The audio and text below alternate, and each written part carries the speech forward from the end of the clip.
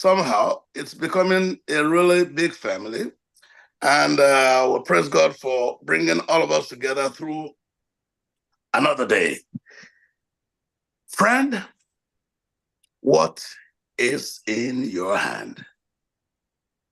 That's the question that Jesus is asking you and I tonight. What is that in your hand? Shall we pray? Heavenly Father, we look around us. We have nothing that will bring. Just simply to the cross we kneel. Lord, take all of us and take all that we have. Use it for your glory. In Jesus we pray. Amen. Amen. Amen. Moses protested again. What if they won't believe me?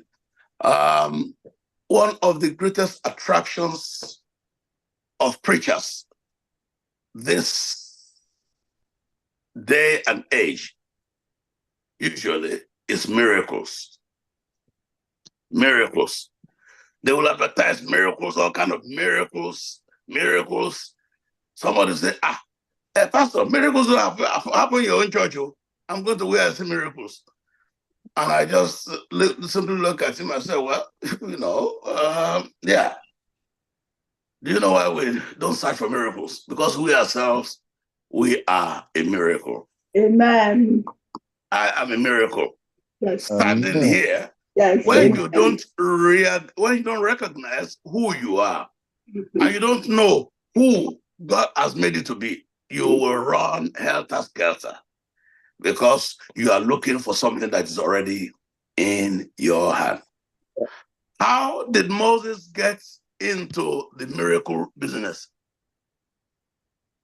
Look at Moses. Exodus 4, from verse 1. Moses protested again. God was trying to send Moses on an errand. Moses was struggling to wriggle out. He was struggling to escape from God's hands. God said, I want to send you. And hey, Moses was a human being. The guy was not suicidal. He ran away from Egypt as a fugitive. They were looking for him. He had a death sentence hanging over his head. I would not be in a hurry to go back. He escaped from a place 40 years ago. And as far as he was concerned, Moses was no longer Egyptian. Because when Zipporah and her sisters met him in the wilderness again, they went back and told their father, it was an Egyptian that helped us. They did not even know that Moses was not an Egyptian. They said, the father said, how did you come back so early today? Oh, there was an Egyptian that helped us. Because Moses was an Egyptian prince. That's the way he was brought up. That is the way he looked. That was the way he dressed. But he was running away from Egypt. And God said, where you are running away from, you need to go back.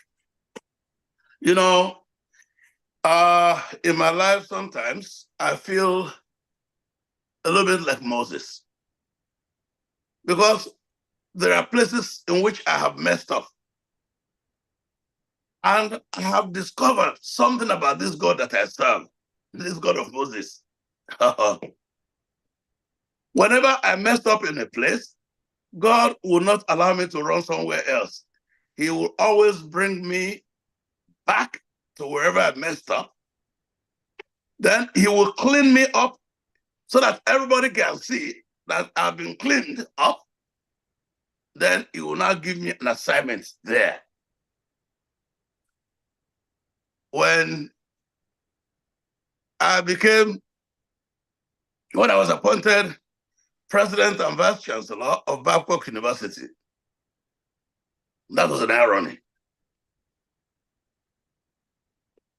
This was 2000 and when was okay? 2005, 2000. Okay, right. If it was 2005, 1975. Are you listening to me? 1975 to 2005. How many years are those? That is 30 years. 1975, I was kicked out from that same place. I was not suspended, I was expelled for student unionism. We no go gree, we no go gree. Can you imagine somebody that was kicked out of the place now coming back to be told, go and head the place where you were kicked out from? What that meant was that all the records of the institution were now at my disposal. I could go and read my own records and see what happened. What happened? And people don't understand why I get so emotional, why it was difficult for me just to kick students out, no matter what they had done. First, you try to redeem them. Young people, if you are listening to me, don't let anybody convince you that it's too late for you. Because it was not too late for Moses. Amen. Where Moses had been expelled. Can you imagine? I felt like Moses. Moses was expelled from Egypt. Now God is sending him to the palace of the Pharaoh, where he grew up, to go and tell Pharaoh what Pharaoh did not want to hear.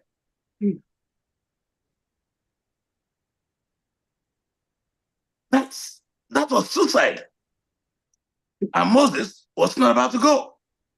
So Moses was busy arguing with God. When you read chapter 3 of Exodus, that is encounter in the burning bush, where God got his attention.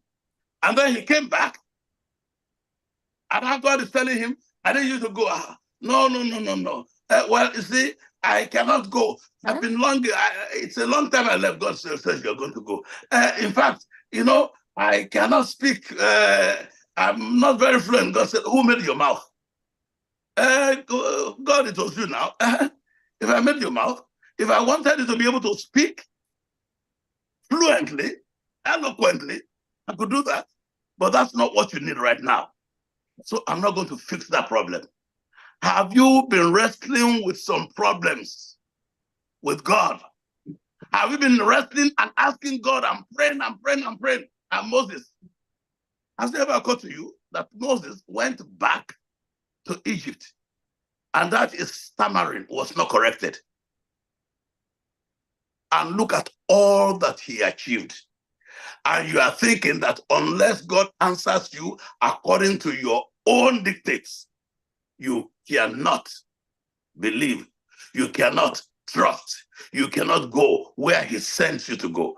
He pleaded, instead of, God could very easily have just healed the stammering, the stuttering, but God did not. God said, okay, I will send your brother, Aaron, and he will be your spokesman. Sometimes I don't understand God, I confess. But even though I don't understand him, I trust him. Even though I don't understand him, I love him. Because I know that is where I am the safest. I know that's where I can be at my best. Yeah, I don't always agree the way that God leads me, the process that God leads me, it has never been a very pleasant one. So I tell God, Father, you and I, there are places we disagree on this process. You could have done something different now. You could do something that is not as hostile, something that is not as difficult, something. I don't like the process, but I tell you, brother, I love the product. When he is done with me, I shall come forth like pure gold tried in the fire. Moses protested and protested. They won't believe me. Look, these people, they were the ones that betrayed me to Pharaoh. Nobody saw when I killed that boy. It was an Israelite that went, a Hebrew, that went and betrayed me, and now that's why I had to run. Now I'll go and say that you sent me. What if they won't believe me or listen to me? If you see a minister that tells you he's not afraid, he has never been afraid, that minister is either a liar or is not even a minister at all. There are issues, there are things, there are situations that I confront, and I tell you, I am afraid. Oh, yeah. Mm-hmm. I'm not ashamed of it. I'm a human being. Moses was afraid. What if they don't believe me? What if I say this will happen? I will go to pray for somebody and I say you will be healed. What if they are not healed? What if? And then we begin to look for all the excuses. Then the Lord asked him, when God got fed up with all the excuses, okay, Moses, what is that in your hand? Moses looked, what is this in my hand? What kind of question? Sometimes you're wondering what kind of question does God ask you? You hold a piece of plank like this, and God is saying, what is in your hand? This is not very difficult to know now. It's a plank. What is in your hand? Moses said, yeah, a shepherd's staff. Father, let's see what you want to do with that. And God now said, throw it down. So throw it down. Moses threw it down. Now you need to see. So Moses threw down the staff and it turned into a snake. Moses jumped back. This is day 17 of the 2024 edition of our 40-day walk prayer retreat, when we at First Igbo SDA Church Mount Vernon, when we walk hand in hand with Jesus, with the Lord Jesus, through the wilderness of our modern lives, here in New York City, in other cities and locations in America, in Europe, in Mother Africa, in Nigeria. And God has planted our footsteps all over this planet Earth. You are here today. I'm here today. It's by a special grace, so that we can consider, we can understand, we can begin to reflect on what does God want me to do. God does not need to go and import help from anywhere. He says our very present help in when? In times of trouble. Our present help, not our future help. Our present help in times of trouble. So what you have in your hand is what God wants to use when he wants to send you on an errand. Because Jesus has come to baptize us with the Holy Spirit and with fire. The fire that purifies us inside and outside.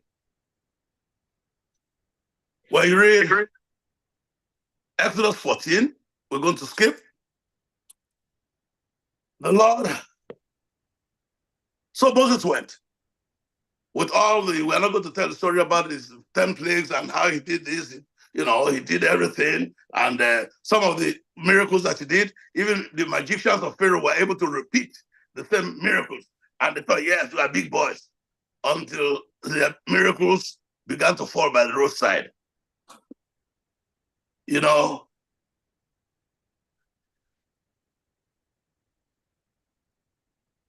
Then finally, Pharaoh said, when the firstborns died, okay, you can go.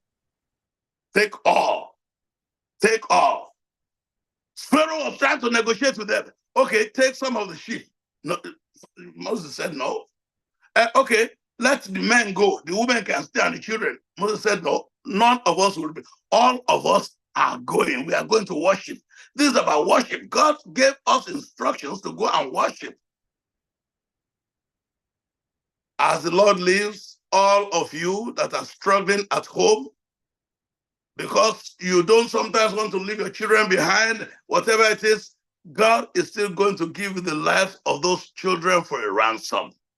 You will not lose your children in the name of Jesus. Moses and all the Israelites said, we will go with our entire household. Noah went into the ark with his entire household. If you believe and you trust him, God is going to give you your entire household for a ransom. Now, when the Lord gave instructions to Moses, sometimes I said, I've never liked the process by which God takes me, but I will never exchange the product. The result has always been just fantastic. Amen. The Lord gave Moses instruction. He told them to go up. Now, let me just read this for you. You're going to see that God is very, very concerned about your welfare and my welfare. Exodus 13:17, when Exodus chapter 13, verse 17, when Pharaoh finally let the people go, God did not lead them along the main road that runs through the Philistine territory. God did not lead them along the main road that runs through the Philistine territory, even though that was the shortest route to the promised land. Why would God take the longer route rather than the shorter one? Listen to the next verse. It says, God said, if these people are faced with battle on the way, they might change their minds and return to Egypt. Verse 18, so God led them in a roundabout way through the wilderness to the Red Sea. I have walked along the pathway that the Israelites went. My wife and I actually went, she got some of the flowers that she got on the shores of the Red Sea. She went and planted at Babcock. You can still see some of those flowers in Babcock today. And I was imagining, how could they have gone? How could this have happened? When you get to the shores of the Red Sea, let me tell you, the temperature there is just merciless. It is horrible. It's hot. We were in air-conditioned vehicles. Air-conditioned vehicles, four-wheel drive, rugged, and then it was going around. These guys, they didn't have any air conditioners. They did not have any four-wheel drives, no SUVs. What they had was leg UV, no SUV. Legged Benz. And somebody says it's not Lexus, but Lexus, leg. They were using their legs. And they went through all of that. Verse 20, the Israelites left Succoth and they camped at Ethan on the edge of the wilderness. The Lord went ahead of them. Now you're going to see, when I said maybe at that time it was so hot and they could have died of heat stroke in the desert. The Lord went ahead of them. He guided them during the day with a pillar of cloud. That was divine AC. That was divine AC in those days. Amen. Guided them during the day with a pillar of cloud. And then he provided them at night with a pillar of fire. That was heater. Because the desert in the night is very cold. So chilly cold, it could freeze your bones. And in that crowd of the Israelites that left, there were pregnant women, there were sick people, There were old people, very old people. They went with their old ones. And there were babies, there were toddlers, everything. With goats, their sheep, their cows, whatever it is, they went with everything. And yet, during the night, no snake bites in the desert. Nobody froze to death. During the day, everything was cool, just as if they were inside an air conditioner. It was God's air conditioner. Pillar of cloud. That was water. That was water that was circulating above them. So that the sun, when it says, the sun shall not smite you by day, neither the moon by night. That is exactly what God is talking about. He does not say what he cannot do. Amen. God is the real Ekweme. He says Hallelujah. what he can do. He does what he has said. Amen. Amen. And if God took them around so that they don't get afraid. They had all food, they had everything, but they had no army. They had no army, so there was no way. If they met with the Philistines and they saw war, they could get afraid and go back to Egypt. Now, let me tell you precisely what God. So when they got to the top of the place, it says, that's in verse 14, God now gave instructions to Moses. Order the Israelites to turn back. Can you imagine? They had gone all the way to the top. Order them to turn back and camp by Pi-Hahiroth, between Migdol and the sea.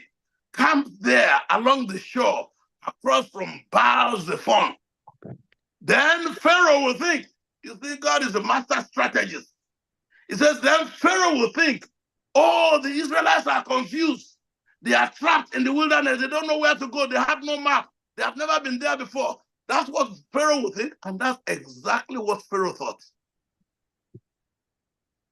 The Egyptians now chased them after them with all the forces in Pharaoh's army. All his horses.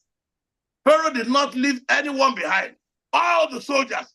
He was coming with a vengeance. He wanted to exterminate. He wanted to delete. He wanted to erase. He wanted to vaporize them. All of them. He went with his horses, his chariots, his charioteers, and all his troops, all the soldiers of Egypt. You are wondering why Egypt fell. Egypt that used to be a world power. Pharaoh. When Pharaoh stood, Pharaoh was a god. And then suddenly, Pharaoh vanished and became part of history. Egyptians chased after them with all the forces. The Egyptians caught up with the people of Israel. Sometimes it looks like your enemies have caught up with you.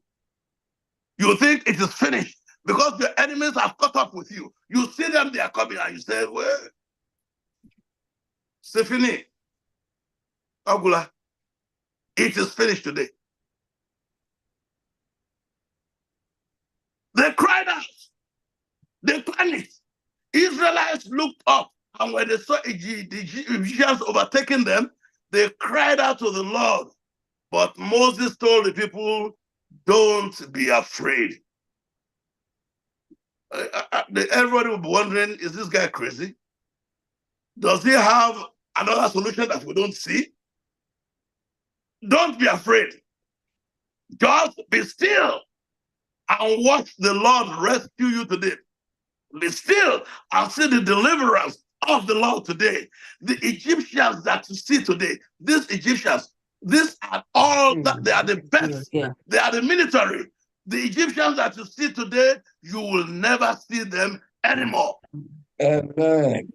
Pharaoh was one that trusted himself. Amen. Watch what you say with your mouth. Watch what you say with your mouth when you're angry, when you think you have power. When the last time that Moses went to Pharaoh with Aaron, Pharaoh said, get out from here and you will never see my face again. When you are angry and you're telling somebody, no, that's not, over my dead body. So who died? You are talking about somebody, you are arguing with somebody, and you are saying over your dead body. Mercy. You are dead, you are dead. That's what Pharaoh said. He said, look, if I say over my dead body, you can never see me again. And he did not see Moses again. And he died. He died. Yes. When you when you begin to use your mouth to curse yourself without knowing it, watch. Be careful. The Lord himself will fight for you. That's what Moses said. Just be quiet. Then the Lord said to Moses, why are you crying to me? Tell the people to move forward. They were already at the bank of the sea. And it says, tell the people to move forward. Why are you crying to me? Tell me. Moses said, Father, he said, God, I don't understand you. We are already at the back of the sea. You started to tell people to move forward. God now said, pick up your staff. That staff is not just a snake. That staff does not have anything. It is the power of God unto salvation to deliver you today. Pick up your staff and raise up your hand over the sea. Divide the water so that the Israelites can walk through the middle of the sea on dry ground. You know, at creation, God spoke and things happened. And when you see, God is always referring to his deliverance of Israel from Egypt, almost as much as it refers to creation. And the Lord your God, who brought you out of the land of Egypt, out of the house of bondage, thou shalt have no other gods before me. Everything God was always premising it with the fact that he brought them out of bondage. Why do you think God was always referring to that? Because God created man to be free. Even though during the slave trade here in North America and Europe and America, the preachers were even defending slavery with the Bible. Masters and servants, be subject to your masters. They were quoting things that would just suit them, and people are still misquoting the Bible today to their own destruction. Like they did in those days. People are still doing today. They do some theological somersaults, looking for what they can do to rationalize sin, to justify sin, to criminalize faith. And yet, God is very clear. God did not put water in his mouth when he was talking. He took the Israelites it took God to break the entire Egyptian army. They became food for the fishes. Their chariots, everything sank with them. Just because they held Israel bondage. Anybody who's trying to hold you bondage tonight, I'm sorry for them.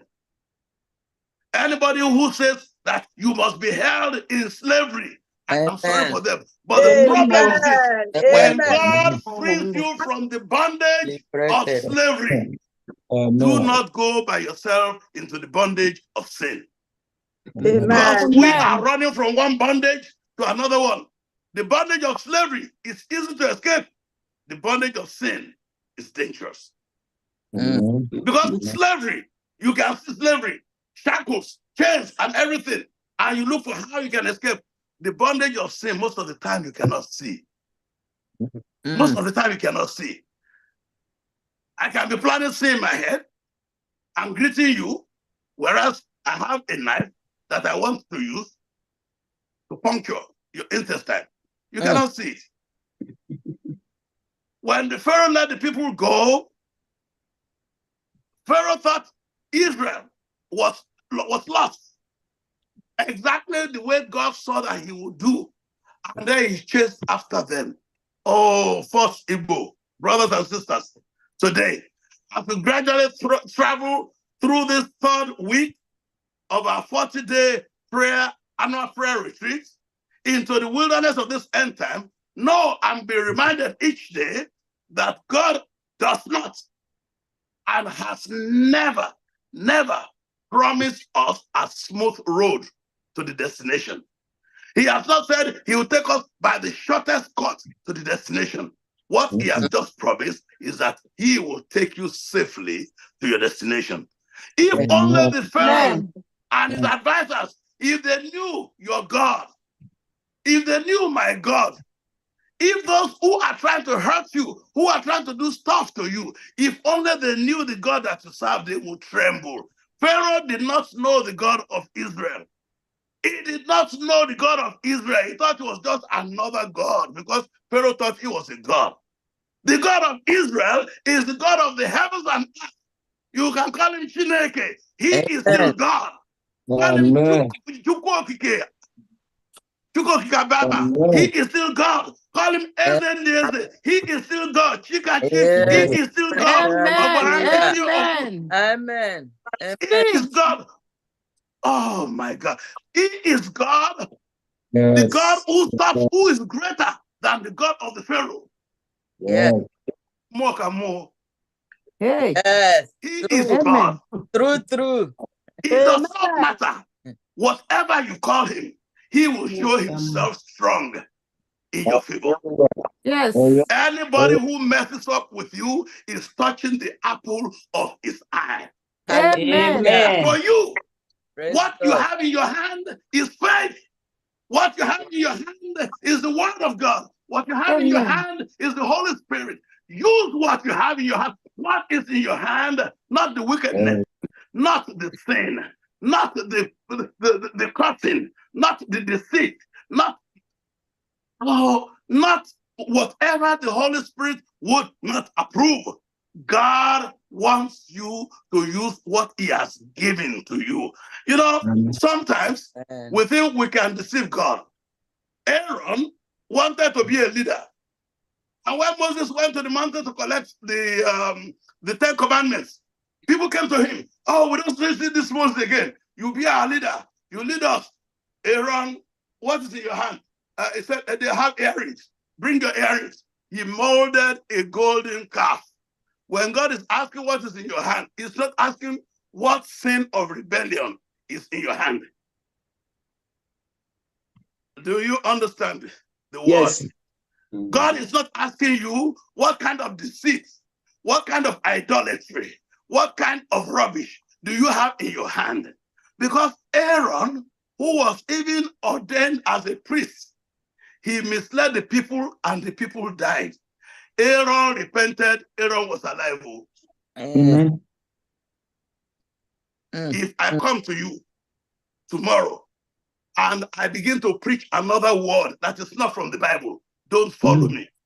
Because if you follow me, I may repent and you die in your sins. True. People followed Aaron. Jesus. People followed Aaron. Mercy. Aaron repented. God forgave him. Amen. Those people that followed him, they died in the wilderness. Yes. And that's why you must be able to study to show yourself approved unto God. You have the word in your hand. You have the word of God. Don't let any preacher come and turn you around. Don't let any pastor come and say they are giving you one holy water. Go and pray, go and do this, go and do that. You have the power in you. It is the priesthood of all believers. Because God made you, he gave you the same power that he gave to me. I can pray, you can pray, and God will answer your prayer if you pray with faith. Amen. Before Moses gave that rod to God, it was just an ordinary shepherd's rod. But the moment he gave it to God, it became a weapon that defeated the Pharaoh. Amen. It became a weapon that was able to part the sea. Ordinary rod. It was not another one. It was the same rod. When the little boy gave his snack to Jesus, when in his hand, it was just a snack for a little boy. But in the hands of Jesus, it became a feast that fed 5,000 people. What is in your hand? Before the wood, A piece of wood was just lying down, and the axe had sunk into the river. But when they touched that piece of wood, the branch, and they gave it to Elisha, Elisha prayed over it, he dropped it into the water, the axe head floated to the real, it became a magnet that brought the axe head to the top. Amen. What is in your hand? Don't go looking, don't run to one mountain somewhere, don't run to one valley somewhere, to one dibia, to one babalawo, whoever. God, people are not going to see us. They are going to Ouija board. They are going to all kinds of things, gods that are no gods. When you leave God in your house and you go and look for devil in his own house, whatever you see there, what is in your hand? Amen. My dear brothers and sisters, Amen. between here and the promised land, we have to go through the wilderness. Between here and the kingdom, we have to go through the wilderness. The wilderness of life. The road that God is taking you is not always the shortest. The road that God is taking you is not always the easiest. It is not always the fastest, but it is the surest because of who is with you there. You are in the desert, and he gives you air conditioning to cover your head. You are in the desert. He gives you fire by night to warm you up so that snakes and other the reptiles will not come near you. Whatever it is that God says you should do, my dear brother, my sister, let's do it. Yes, Amen. even at creation, there was problem at creation. There was darkness. But God brought light. Let there be light. Amen. Amen. At creation, there was chaos. Remember, God brought order. At creation, there was emptiness. God brought fullness. He filled the earth with all the good things. Thank you, Lord. Moses, and this is my closing thought tonight, was called out by God to lead. But some people began to dispute his leadership. Is it only Moses alone that God had chosen? And I mean, this God, all of us know God now. Some people have appointed themselves. They have anointed themselves. When God did not appoint them, God did not anoint them. Be careful what you say to the man of God. Check out what the man of God tells you. Don't worship the man of God. But when the man of God is bringing you word from God, you better be careful, you better listen.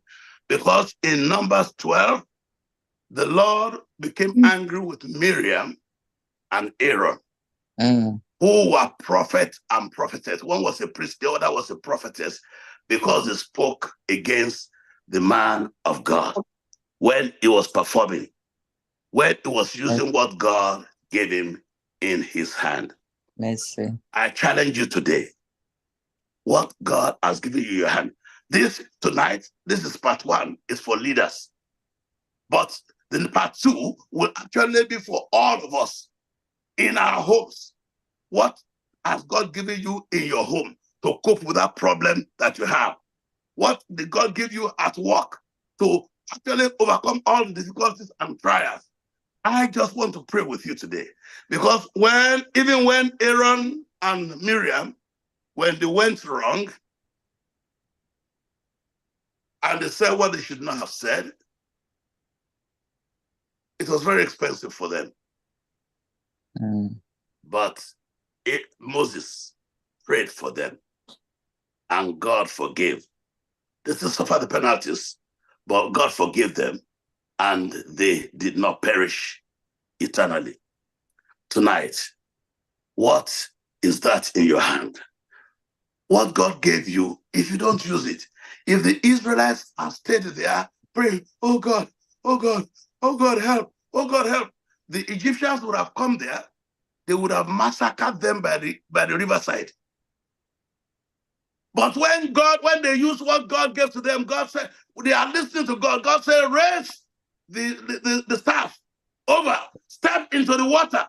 When they raised the staff and they stepped into the water, the sea parted. God is not going to push you into the Red Sea.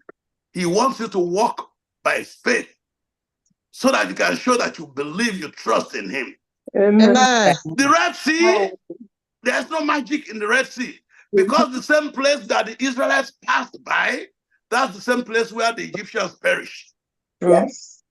Yes. So simply because somebody passed by it does not mean your enemy will follow you and pass. No. Amen. Simply because you pass the exam does not mean that those who want you down will get there and pass.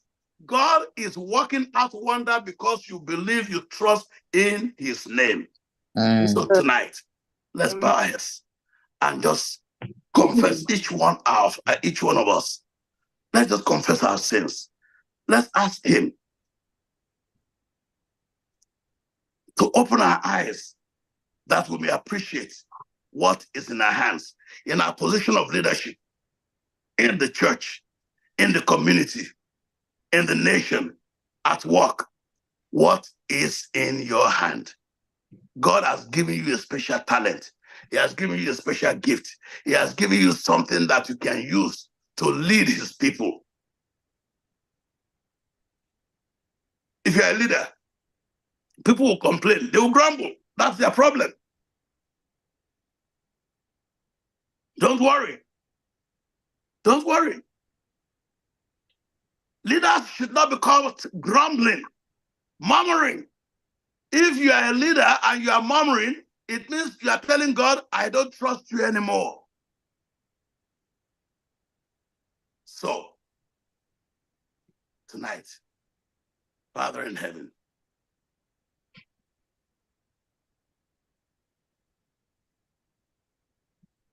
I surrender myself to you. I surrender all that I am, all that I have. And I pray, Lord, that you just use whatever you have given to me, Lord. Help me to be able to appreciate it. Help me to be able to recognize it. And help me to use the fullness of it for your glory. So that, Lord, there will be not a single thing that I would waste in all the talents that you have given to me. I pray, Lord, for my brothers and sisters. The First Igbo SDA Church, Mount Vernon, here in New York City. I pray, Lord, that wherever, everybody under the sound of my voice, in their homes, in the various nations or wherever they may be, even those who will hear these messages later. Oh, Father God, I pray, Lord, that we just take over control, complete control. Amen. Let your goodness and your mercy overflow into their homes, overflow into their work, follow them wherever they go. That, Lord, they will not complain, they will not murmur, they will not miss the road, they will not miss that privilege. Because even when you lead us through the desert, you still give us comfort inside that desert. You still give us protection inside that desert. So as we walk through this wilderness, these 40 days, Father, may you, Lord, may you equip us, strengthen us. Amen. Thank you for protection. Thank you for provision. Amen. Thank you for direction. Thank you. In Jesus' name we have prayed. Amen. Amen. Amen. Wow. Wow. Wow. Thank you so much, sir. Thank you very much for blessing us tonight again. We have been uplifted.